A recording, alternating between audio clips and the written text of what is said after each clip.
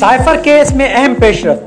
पाकिस्तान तहरीक इंसाफ के चेयरमैन इमरान खान के खिलाफ साइफर केस की समाअत करने वाले जज ने रिमार्क्स दिए हैं कि अगर साइफर केस का ट्रायल चलाना चाहते हैं तो बताएं, नहीं चलाना चाहते तब भी बता दें। ट्रायल के लिए वाफिर वक्त दे रहा हूं। आपकी कानूनी टीम को समझ ही नहीं आ रही। मीडिया रिपोर्ट्स के मुताबिक केस की समाअत के मौके पर जज अबुल हसनात जुल्करनैन ने रिमार्क्स में कहा है कि मैं साइफर केस का ट्रायल बहुत मौसर अंदाज में चलाना चाह रहा हूँ। मुझे बताएं, अब तक साइफर केस की समाअत क्या मौसर अंदाज में नहीं हुई?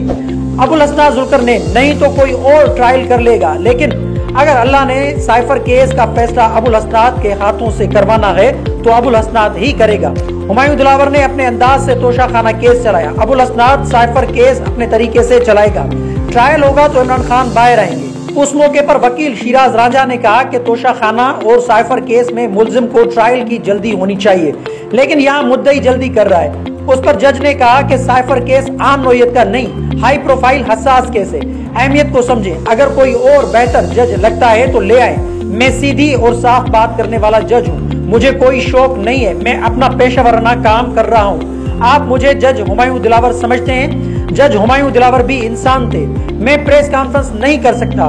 जुर्म किया है तो सजा होगी, नहीं किया तो बरियत मिलेगी। जज अबुल हसनात जुल्करनैन ने कहा कि अडियाला जेल के हालात साजगार नहीं है, बहुत रश है। अडियाला जेल में 2200 मुल्जमान की गुंजाइश है, लेकिन 7000 कैदी रखे हुए हैं। दर्जन मुर्गियों के डरबे में 32 मुर्गियां होंगी तो क्या हालात होंगे।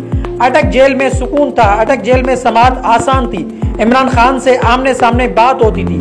जेल मुंतकिली का तमाशा बनाया गया तो आज हालात इस नहज पर पहुंचे कि ट्रायल करना ही बहुत मुश्किल हो गया है। जज अबुल हसनात के साइफर केस में अहम रिमार्क्स।